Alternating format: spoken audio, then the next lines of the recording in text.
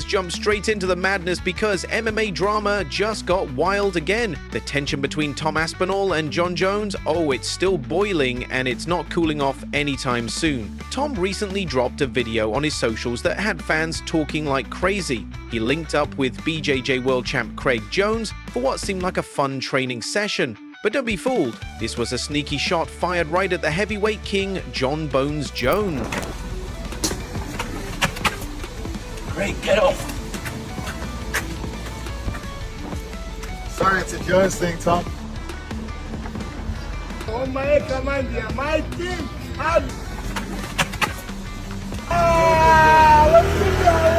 Great, get off.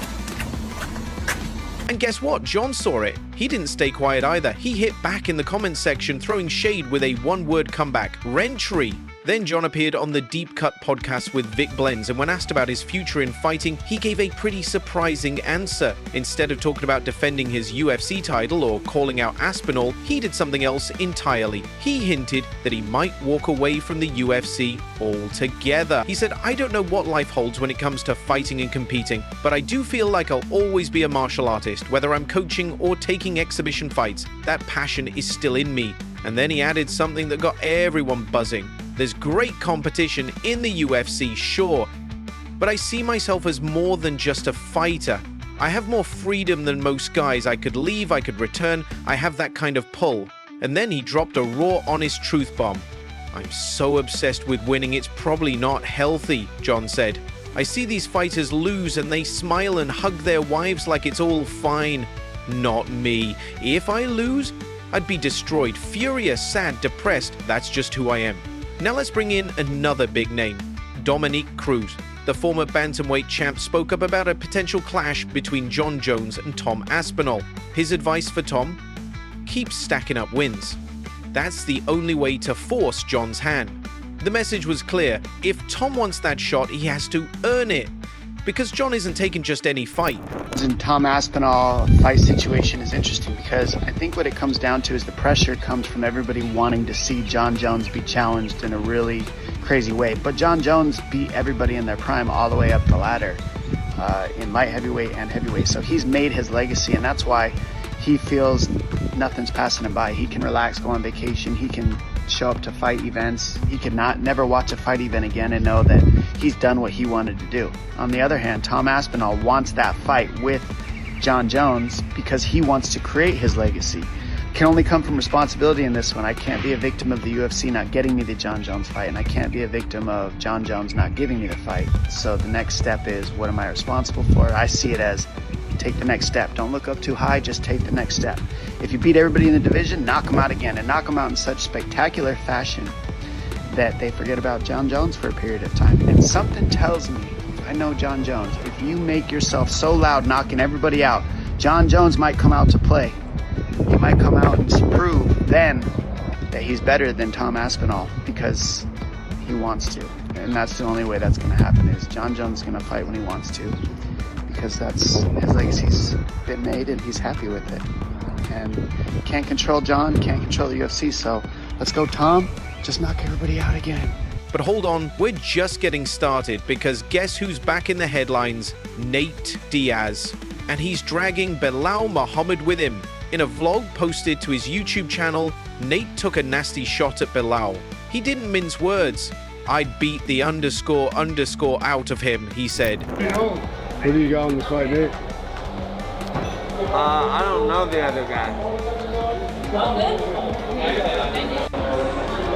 He said I'll fight Belal's ass. This guy's like good, but you're close. I think I'd beat the shit out of Belal.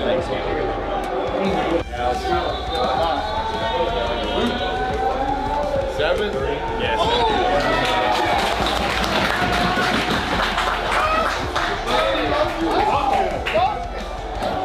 Yeah, because he was beating his ass. Hey, what? And Belal?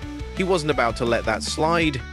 He clapped back hard on Twitter saying, "Must be on the same coke as Connor, throwing in a dig at McGregor's old drug rumors. Yikes, that got the whole internet talking. Meanwhile, over in Liverpool, UFC's own Paddy Pimblett was living it up. He joined the Liverpool FC celebration parade after they clinched the EPL title. And man, the love was real. Paddy shared a clip from the event saying, "It's surreal, I'm just standing there watching, and then thousands of Reds start singing for me. Best fans in the world."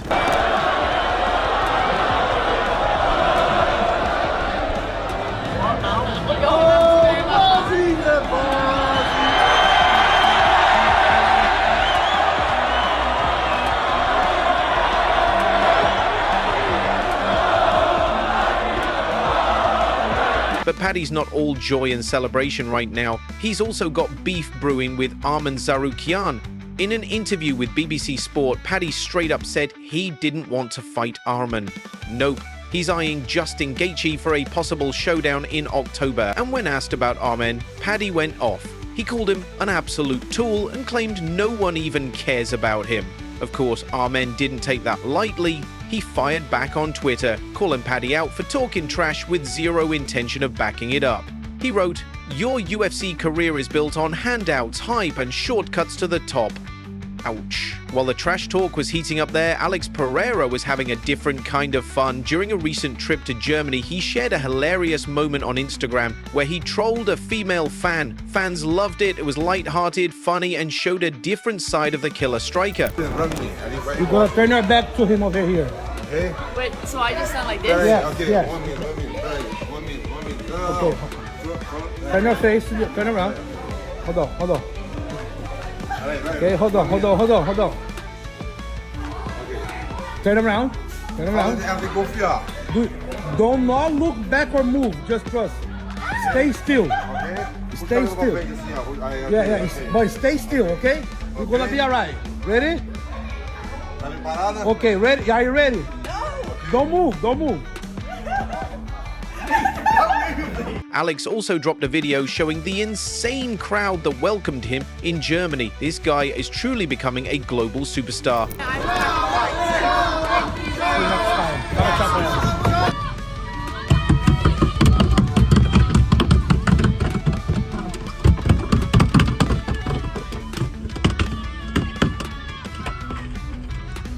Let's talk about Dana White. Yeah, he's known for being tough and no nonsense, but every now and then we see a different side of him. Like recently, when undefeated flyweight Muhammad Mokaev opened up about what happened after his car accident. He was cut from the UFC for behavior outside the cage, but Dana still helped him. Mokaev shared, "After my car crash, I got some money from Dana.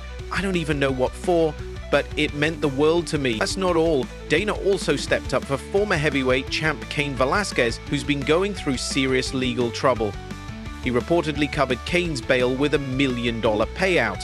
Say what you will about Dana, he backs his people in times of need. And now let's shift to a surprising but wholesome moment. Sean O'Malley praising none other than Conor McGregor. Yup, Sugar Sean gave Conor his flowers during an appearance on Israel Adesanya's podcast. Sean said McGregor inspired him in so many ways, but of course he couldn't resist taking a playful jab, cracking jokes about Conor's alleged drug use. Yeah. So, Dude, I've taken so much fucking inspiration, taken so much from Conor. Watching his career play out, and just like the confidence he had to say what he's gonna go out there and do, and go out there and do it. It's like, I want to see Conor back, old Conor, come back and knock someone out more than anybody. Like, Conor and I have had our beef, but it was stupid. You think it's possible? Yeah. In my yes, it is. He's coming back. Got it, damn it. No, but honestly, like, again, it's like Ripple what I just said. Hey, man. And now let's get to something that took a crazy turn. You know Nina Drama, right? That offbeat, hilarious reporter who always adds fun to her MMA interviews. She's known for her goofy but charming training sessions with fighters, blending comedy with combat. Well, recently she met up with UFC bantamweight star Merab Dvalishvili. Everything was going as usual until it wasn't. Turns out, during a playful training exchange, Merab accidentally slammed Nina right on her face. Yes, you heard that right. Face first takedown. The photos that surfaced afterward, absolutely insane. There's no video out yet, but let's be honest, with Nina's track record, it'll hit social media soon enough. fans are already calling it the moment Nina broke her own drama curse, which is kind of a running joke now. Every time she trains with fighters, something wild or weird happens, but this might be the wildest yet. So whether it's Jon Jones teasing a UFC exit, Paddy and Armen trading insults, Diaz calling out Bilal, or Merab giving Nina an unexpected takedown, this week in MMA has been pure chaos, and fans, they are living for it. Stay tuned, because if this drama keeps up, next week might be even crazier.